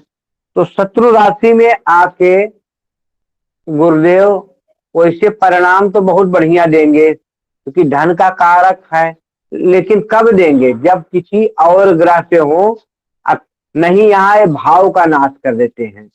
दूसरे घर में गुरुदेव भाव का नाश कर देते हैं, क्योंकि कारका भाव नाश का, कारक ग्रह जो है अपने भाव को नाश कर देता है। कहाँ कहाँ, अगर ये दूसरे घर में हो, चौथे घर में हो, 7वें घर में हो और 11वें घर में हो, तो ऐसी स्थिति में ये जो है भाव का नाश कर देते हैं। कब, जब अकेले हों, कब, जब अकेले हों और किसी ग्रह की दृष्टि न पड़ती हो। लेकिन अगर यहीं पे किसी ग्रह से युक्त हो जाए तो यह बहुत ही श्रेष्ठ हो जाएगा। धन का कारक धन भावों पे पैतृक संपत्ति देगा, धन दौलत, अपार धन दौलत देगा। लेकिन अगर कहीं अकेले हो गए, अकेले गुरु जो है धन भाव में बैठ गए, शुक्र के, अगर शुक्र से तात्कालीन मित्रता नहीं हुई, तात्कालीन मित्रता का वही सूत्र 3 घर आगे 3 घर पीछे, और इनसे तात्कालीन शत्रुता हो गई, तो ऐसी स्थिति में जातक करेगा क्या, जातक यहां से 5वीं दृष्टि से ऋण रोग शत्रु भाव को देखेगा और यह शत्रु बना लेगा और यहाँ से मुंहफट प्रवृत्ति हो जाएगी। यहाँ पे गुरु जो है बोलेंगे तो सत्य, जो कुछ मन में आया स्पष्ट वक्ता। इस वाणी के कारण ही गुरु अपने शत्रु बना लेंगे, गुरु अपने शत्रु बना लेंगे। और शत्रुओं के कारण कई बार पैतृक संपत्ति की भी बर्बादी हो जाती है, पैतृक संपत्तियों पे भी दिक्कतें आ जाती हैं। वैसे अगर शुक्र से बढ़िया संबंध हो जाए तो बहुत बढ़िया है। अगर तात्कालीन मित्रता हो जाती है या कोई और ग्रह आके बैठ जाता है, चंद्रमा मंगल इत्यादि, बुध और तो और अगर राहु केतु भी आ जाते हैं तो थोड़ा सा गुरु के प्रभाव में दिक्कतें तो हो जाएंगी, लेकिन उसके लिए धन के माने में अति श्रेष्ठ धन कमाएगा जातक। अति श्रेष्ठ धन किसी भी प्रकार से बढ़िया धन कमाएगा। लेकिन अगर कोई ग्रह नहीं आया तो ऐसी दशा में जो है पैतृक संपत्ति इत्यादि की बर्बादी, क्योंकि कारक धन को बर्बाद कर देता है। और यहाँ से छठे घर पे आएगा तो ऋण रोग शत्रु की प्रबलता हो जाती है।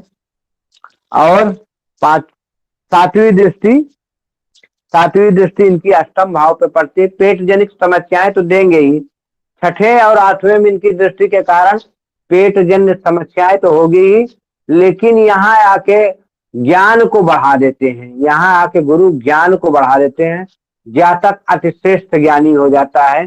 ज्योतिष इत्यादि विद्याओं से अपने ज्ञान के बल से ही धन कमाता है।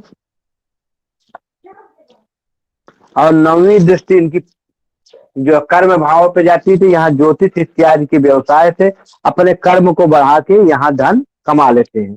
अगर शुक्र से इनकी मित्रता हो गई, तात्कालिक मित्रता हो गई, या और कोई ग्रह आ गए, तो ऐसे में बहुत बढ़िया धन का कारक गुरु, भाग्य का कारक गुरु धन भाव में बैठा है तो बहुत ज्ञानी होगा। अपने ज्ञान से धन को बढ़ाएगा, पैतृक संपत्ति बढ़ाएगा।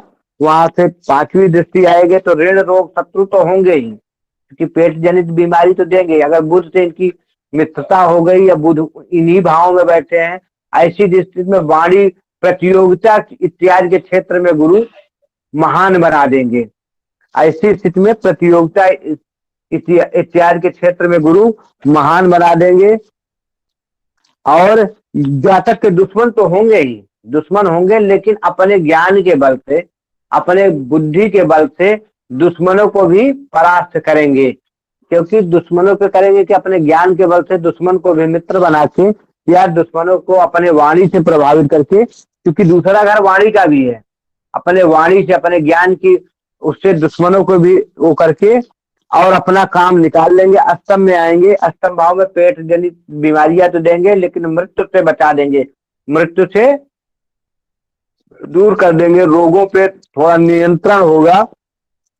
और ऐसी स्थिति में बुध, क्योंकि ये गुप्त विद्याओं, गुप्त ज्ञान का भी है, और गड़ा धन, ऐसी स्थिति में गड़ा हुआ धन भी गुरु दे सकते हैं। अब आज के जमाने में गड़ा धन नहीं तो लॉटरी शासन सत्ता से आकस्मिक धन भी यहाँ गुरु देंगे। और कर्म भाव पे जाएंगे, वहां श्रेष्ठ कर्म करके, जबकि वहां जाके गुरु नीच राशि में हो जाते हैं। अभी आपका प्रश्न लेते हैं मोनू जी, 2 मिनट रुक जाइए, इसको कंप्लीट करें। वहां जाके गुरु नीच राशि में हो जाते हैं, लेकिन फिर भी वहां जाके श्रेष्ठ धन देंगे। कब? जब किसी से युद्ध हो जाए, और नहीं तो फिर जातक अपने वाणी से, अपने उससे सब कुछ बर्बाद कर लेता। मोनू जी प्रश्न पूछे। गुरु जी क्षमा चाहता हूँ, मेरा ये प्रश्न था, जैसे आपने बोला गुरु अगर दूसरे भाव में हो जी, वो शुक्र का हो गया, और शुक्र आपका मतलब अष्टमेश है आपका, अष्टमेश तो नहीं है, आपका 8वें भाव में बैठा है, तो उसकी 7वीं दृष्टि गुरु पे पड़ रही है, और गुरु की 7वीं दृष्टि पड़ रही है गुरु शुक्र पे, तो ऐसा क्या बनेगी, युक्ति बनेगी दृष्टि गुरु जी? अच्छा, यहाँ अच्छा अब है क्या कि यहाँ से शुक्र की भी दृष्टि अपने भाव पे पड़ रही है, पर गुरु तो शुक्र की दृष्टि भाव में है गुरु जी। शुक्र नहीं, शुक्र की दृष्टि भी तो अपने भाव पे पड़ रही है। जब अष्टम में शुक्र होंगे तो उनकी, तो शुक्र अपने भाव को नहीं खराब करने देंगे। अच्छा, ऐसी दशा में श्रेष्ठ लाभ, बहुत धन है, थोड़ा सी दिक्कतें आएंगी। शुक्र करेंगे क्या यहाँ आके मूत्र जनित बीमारी देंगे, लेकिन गुरु करेंगे क्या, उस बीमारी से टालने का काम करेंगे। आप समझ रहे? दिक्कतें तो आएगी। देखो जैसा मैंने बताया, ग्रह अपना प्रभाव कभी नहीं छोड़ता, दिक्कतें तो आएगी, लेकिन गुरु की दृष्टि यहाँ अमृतमयी दृष्टि होगी। यहाँ पे बहुत, और यहाँ पे जानते हो बहुत बड़े ज्योतिषी का, त्रिकालज्ञ ज्योतिषी का योग बन जाएगा। अगर कहीं बुध की भी दृष्टि पड़ गई कहीं से, जानते हो ज्योतिषी कैसे बनते हैं? बुध की दृष्टि तो नहीं पड़ रही गुरु जी। गुरु जी बुध की दृष्टि नहीं पड़ रही है। बुध है वो आपका नौवें भाव में है, नीच राशि का है, सूर्य के साथ मीन राशि का। सूर्य की दृष्टि वगैरह तो नहीं पड़ रही है, सूर्य की भी नहीं पड़ रही गुरु जी। फिर भी गुरु और शुक्र की युति श्रेष्ठ ज्ञान, और यहाँ जो है ना जो गुण विद्याएं होते हैं, ये कैसे घर में मतलब राशि परिवर्तन है। गुरु की राशि में सूर्य बैठे हैं और सूर्य की राशि में गुरु बैठे हैं। हाँ, ऐसी स्थिति में नहीं, राशि परिवर्तन नहीं होगा ना। यहाँ 8 नंबर की अष्टम में है, तो 8 नंबर की राशि मंगल की राशि है ना। नहीं गुरुजी, मैं कह रहा हूँ कर्क लगन है। अच्छा, कर्क लगन। हाँ, अगर देखो ऐसी स्थिति में तो बहुत बढ़िया होता है, जहाँ ये अगर दुष्प्रभाव भी देना होता है ना, ग्रह राशि परिवर्तन कर लेता है, ऐसे में बहुत शुभ फल होता है। उस फल में कई गुना वृद्धि हो जाती है। मान लो आप व्यय का स्वामी, ऐसे मान लो व्यय का स्वामी आय भाव में बैठ गया, आय भाव का स्वामी व्यय भाव में बैठ गया, तो ऐसी स्थिति में भी ना, इन्हीं को तो लोग बोलते हैं विपरीत राजयोग।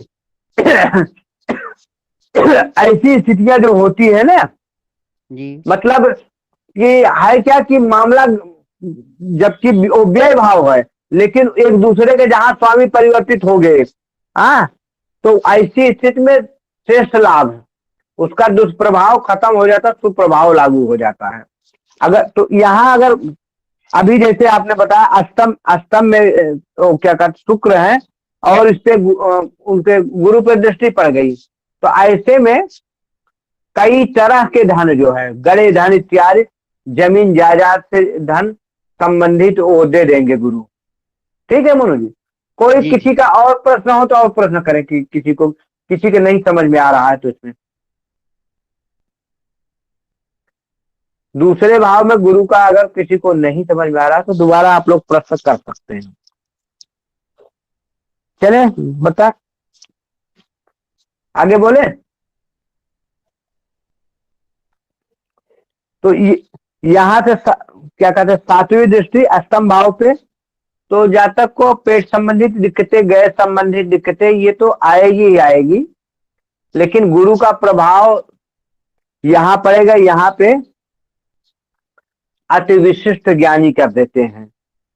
यहाँ पे गुरु की दृष्टि आप जो लॉटरी, शासन सत्ता या गड़ा हुआ धन इत्यादि दिला देता है, और उसके बाद 10वीं पे पड़ती है, तो गुरु इन्हीं कर्मों से गुण विद्याओं इत्यादि का कर्म करके, जबकि 10वें में गुरु जो है नीच के हो जाते हैं। 10वें भाव में गुरु 10 नंबर की राशि है, नीच के हो जाएंगे, लेकिन फिर भी अगर शनि से तात्कालीन मित्रता हो गए तो श्रेष्ठ धन करेंगे, नहीं तो फिर भी अपने कर्मों से, पंडित इत्यादि से बढ़िया धन को अर्जित करेंगे, क्योंकि गुरु की अमृतमयी दृष्टि है। यहाँ पे अमृतमयी दृष्टि है, तो जातक को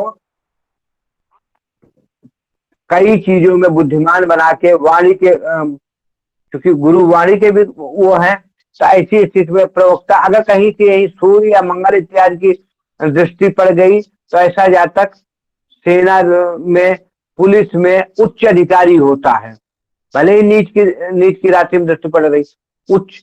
कई बार तो यहाँ अगर जो है बुध इत्यादि का साथ मिल गया, सूर्य का साथ अगर इस घर में सूर्य का साथ मिल गया, तो जातक जज इत्यादि बन जाता है, मतलब गवर्नमेंट का उच्च अधिकारी।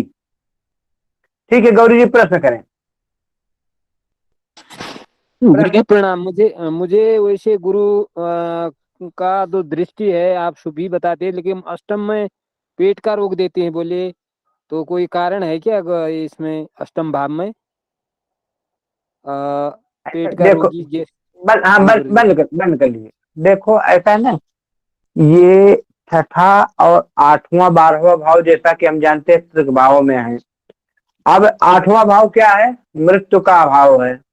तो मृत्यु ऐसे असहज तो हो नहीं जाती, मृत्यु का एक कारण होता है।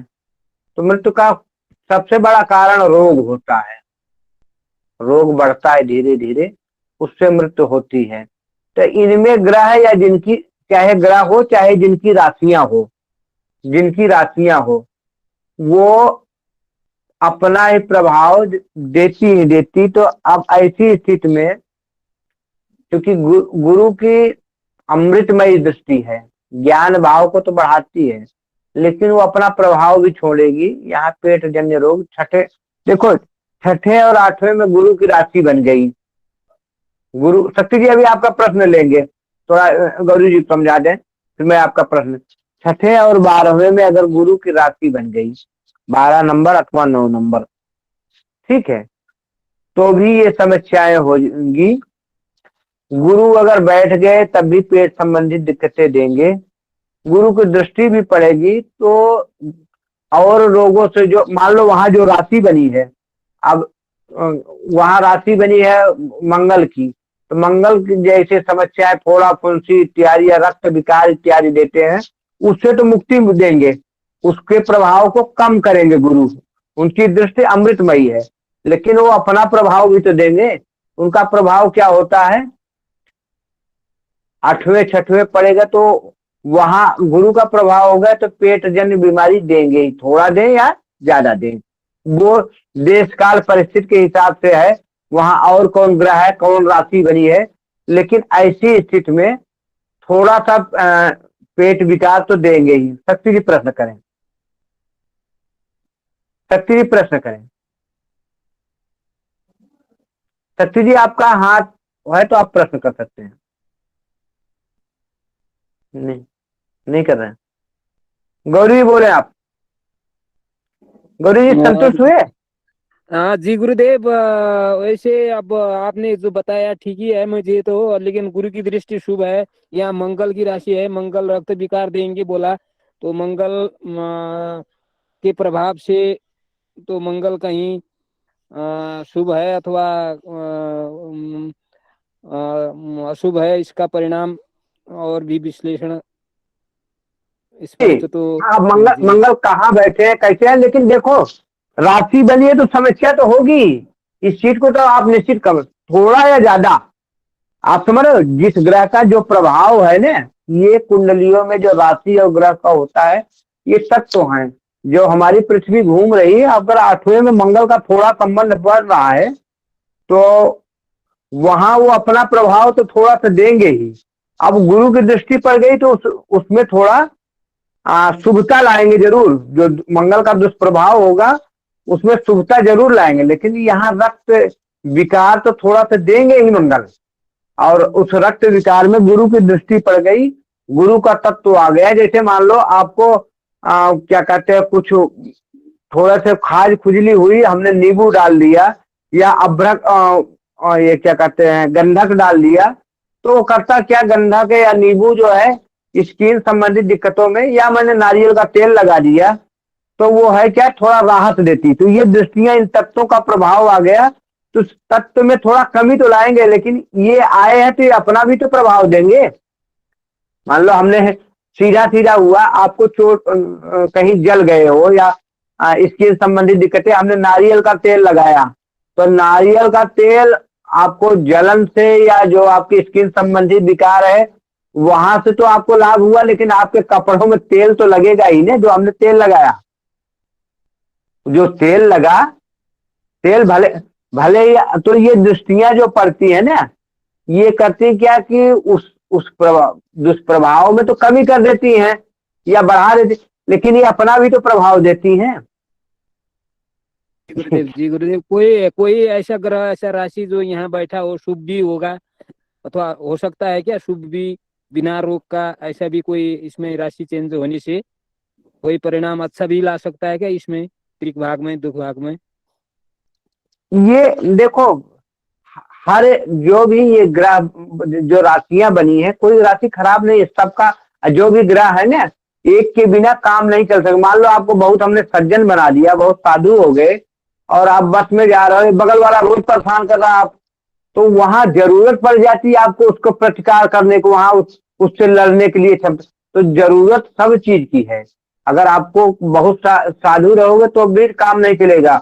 आपके साथ कोई गलत कर रहा तो आपको गाली देने की जरूरत। ये छठा आठवां भाव में अगर पूर्व हो जाए राहु केतु इत्यादि, खैर वो अपना परिणाम देते हैं, कई बार जेल इत्यादि की भी यात्रा करा रहे, लेकिन उससे जो है वहां ये शुभ होते, क्योंकि शत्रु का घर है, तो शत्रुओं पे तो वैसा ही आदमी चाहिए ना। शत्रु आपको नुकसान पहुंचाना चाहेगा तो ये नुकसान पहुंचाने वाले को नुकसान पहुंचाए। तो यहाँ राहु केतु मंगल आ जाए त्रिक भाव में, शनि आ जाए तो शनि, अच्छा भाई क्या मैंने जो बोलता है ग्रह अपना प्रभाव देगा ही, तो शनि आपको यहाँ जो है पैर संबंधी दिक्कतें तो देंगे ही, लेकिन यहाँ आके शनि आपको प्रबल शत्रुहंता बना देंगे। 8वें घर में आ जाएंगे तो मृत्यु से आपको मतलब मृत्यु आपकी टल जाएगी। मृत्यु का जो एक तरह से रोग आप पे हावी हो रहा है, रोगों से तो आपको मुक्ति दे देंगे, लेकिन अपना रोग जरूर देंगे।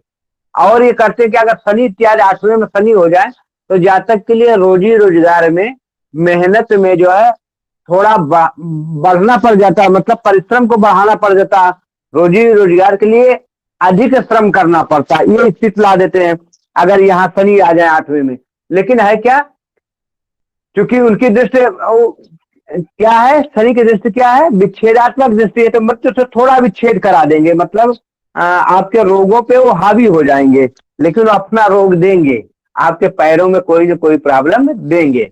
उदाहरण मैंने बता दिया कि जैसे आपकी स्किन संबंधित विकार हुआ और हमने नारियल का तेल लगाया, इसलिए कि वो आपकी स्किन संबंधित विकार सही हो, तो नारियल का तेल विकार को तो सही करेगा या उसमें लाभ पहुंचाएगा ही पहुंचाएगा, लेकिन वो अपना असर डालेगा क्या, आपके कपड़ों में तेल लग जाएगा। कपड़ों में गंदगी, जो तेल की गंदगी होती है, आप समझ रहे ना, जो तेल की गंदगी होती है वो आपके लगना ही है, समझ गए बात ना, वो गंदगी लगनी ही है।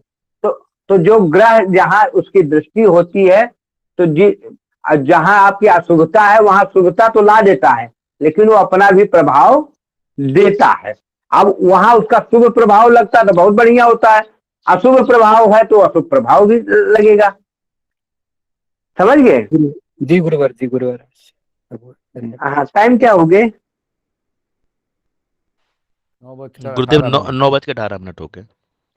हाँ, 9:18 हो गए। चलो इसको हम थोड़ी देर और ले लेते हैं, जी ठीक है, 20-22 तक ले लेते हैं। इसलिए हो रहा क्या ना, मुझे भी कपड़े ऊपर, अभी नाश्ता करूंगा फिर कपड़े उपड़े पहनूंगा जाने में। हाँ, तो इसलिए मैं सोचा 9:15 तक क्लास खत्म कर देने, तो हमें थोड़ा भागना नहीं पड़ता। हाँ, प्रश्न पूछे, कोई बात नहीं, प्रश्न पूछे। जी गुरुजी, द्वितीय भाव में का आप ऐसे बता रहे थे कि गुरु के साथ राहु हो और अष्टम में मंगल के साथ केतु हो, आमने सामने दृष्टि हो, तो देखो यहाँ तो अंगारक योग बने, अगर आमने सामने दृष्टि है मंगल की, तो मंगल भी अपने ही राशि के हैं, तो यहाँ करेगा क्या कि अंगारक योग तो बनेगा ही।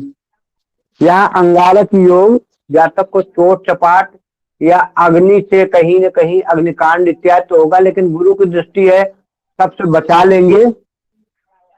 और राहु करता क्या, राहु एक चीज करेगा क्या, वहां पे गुरु के प्रभाव को कम करेगा, क्योंकि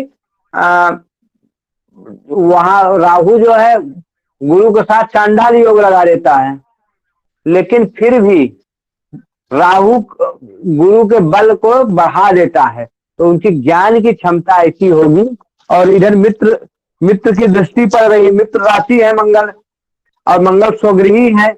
ऐसी स्थिति में राहु थोड़ा तो करेगा, थोड़ा सा मान मर्यादा एक आध बार कम करा देगा, लेकिन ये धन देगा, आकस्मिक धन देगा, कहीं न कहीं से धन तो देगा ही हर स्थिति, चाहे वो, क्योंकि मंगल के फिर वहां से राहु की 5वीं दृष्टि गुरु के साथ ही पड़ेगी, 1 2 3 4 5 ऋण रोग शत्रु से, तो यहाँ शत्रुहंता बढ़ाएगा राहु, रोग और यहाँ शत्रुहंता बनाएगा, रोगों से दूरी बनाएगा, और यही शत्रुओं के कारण ही जो, क्योंकि वाणी में राहु है तो बोलचाल भाव उससे शत्रु बना लेगा। अब वही गुरु है, अब जब शत्रु बना लेगा तो ऐसी स्थिति में गुरु के भी लोग अच्छाई और बुराई करने वाले दोनों तरफ से हो जाएंगे।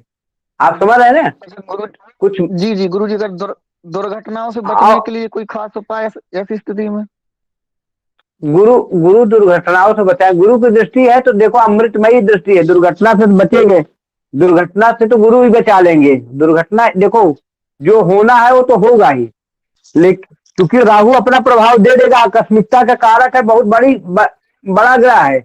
अब मंगल पाते उसको मारना चाहेगा, ऐसी स्थिति में दुर्घटना तो होनी ही है, लेकिन वो छोटी होगी दुर्घटना, गुरु बचा लेंगे। और यहाँ जाके करेगा क्या, जब गुरु को वो लगा देगा, क्या कहते हैं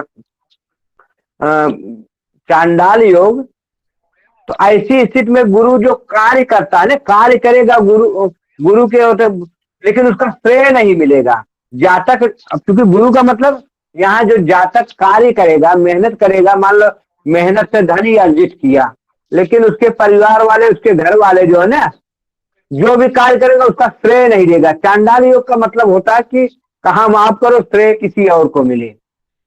ठीक है, राहु यही करता है, जब चांडाल योग लगा देता है तो आपके कृत्यों का श्रेय जो कहीं और मिलता है। आप कुछ भी करो और आस पड़ोस में ही आपके दुश्मन बन जाए, आपकी वाणी का कोई विश्वास न करे, इस ढंग का काम होगा।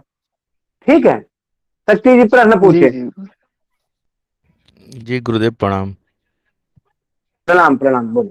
गुरुदेव आपने बताया ना अभी कि ये गड़ा धन, ये आपने 8वें भाव से बताया था ना, 8वें भाव से? हाँ हाँ हाँ। और लॉटरी बताइए अपने 8वें भाव से। एक्चुअली लॉटरी का विचार देखो 8वें से, पंचम से, द्वितीय से, इनसे किया जाता है लॉटरी का विचार। क्योंकि आज के परिवेश में जो गड़ा धन है ना, पहले की स्थितियां होती थी कि गड़ा धन जो है, गाड़े जाते थे लोग धन, एक बैंक ही थी समझ लो गड़ा धन, जिस समय ज्योतिष की पुस्तकों का निर्माण हुआ था। आज कहाँ किसको गड़ा धन मिलता है? आज की परिस्थिति न कोई गड़ा धन गाड़ा रहा है, तो गड़ा धन का मतलब आकस्मिक धन जो आपका नहीं है, तो वो उसमें होता है, उसको जो है आजकल के परिदृश्य में लॉटरी सट्टा आप समझ रहे ना, इससे माना जाता है। क्योंकि पहले की हाँ ज्योतिष की सूत्र, क्योंकि जो भी ज्योतिष की पुस्तकें लिखी बहुत प्राचीन लिखी है, देश काल परिस्थिति उस पर जो है ना हावी हुआ है।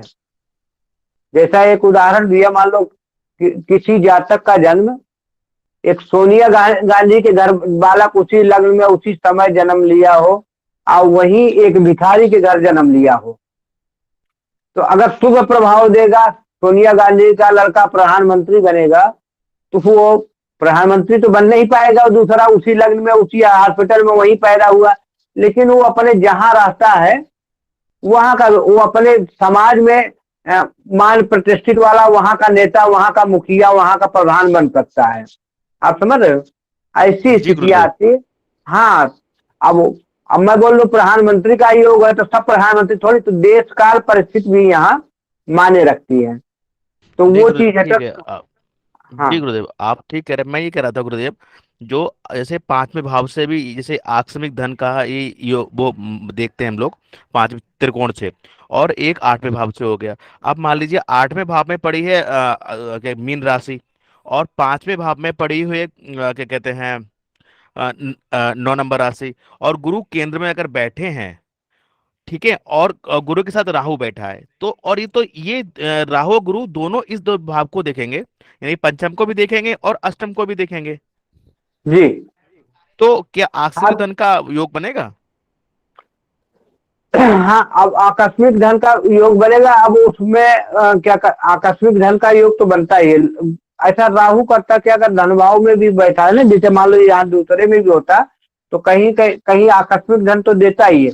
तो गुरु वो आकस्मिक धन देता है, लेकिन और चीजों में आपके खलन डालेगा ना।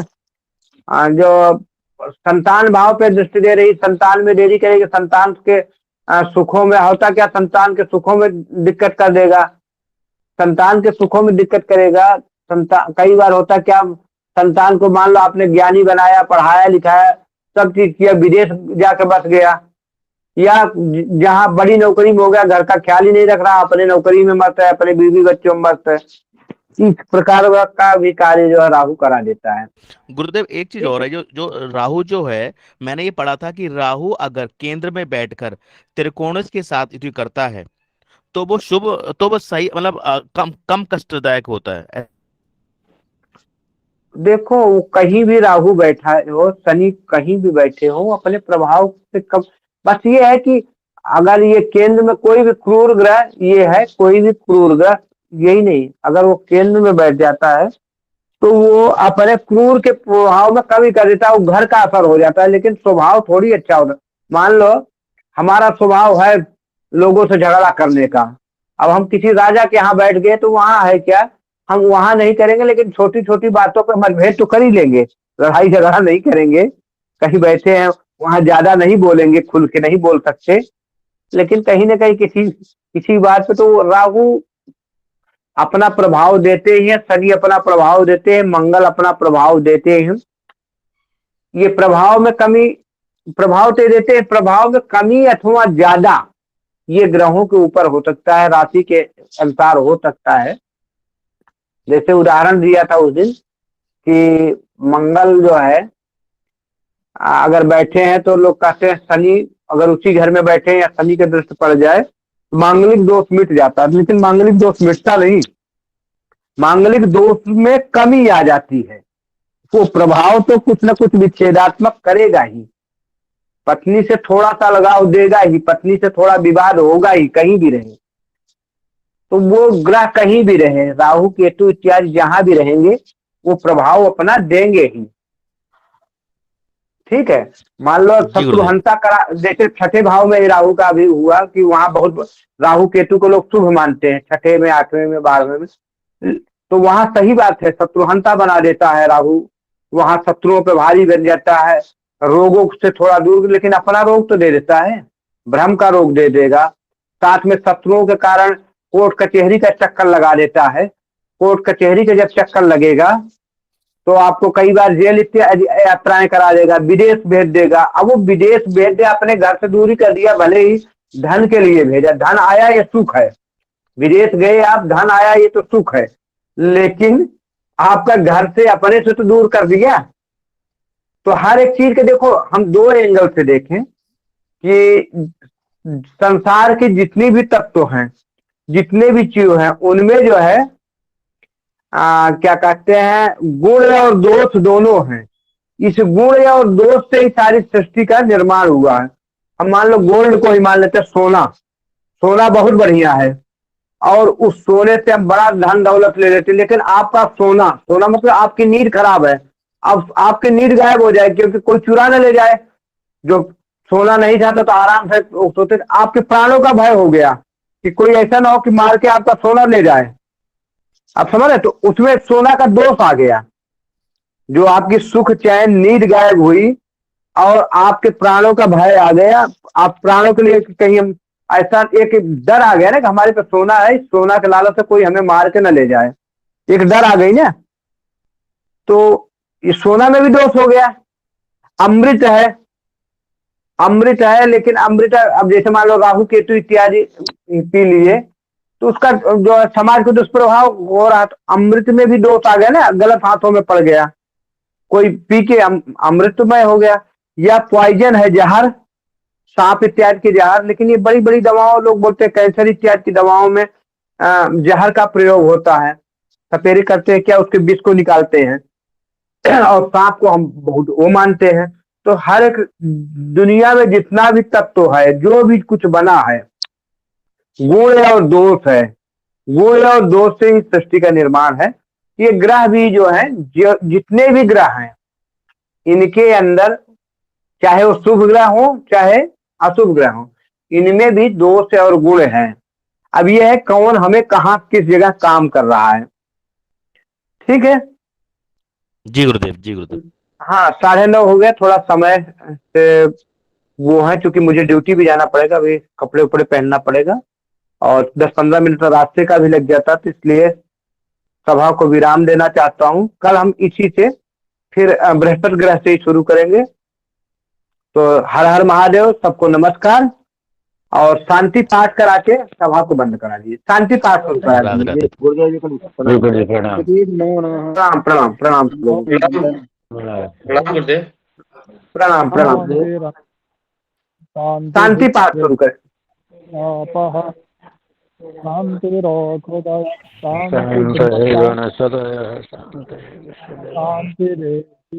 जतो जतः समीहश्च ततो नो अभयं कुरु अन्नः कुरु प्रजाभ्योपशुभ्यं भयं नः शान्तिर्भवतु।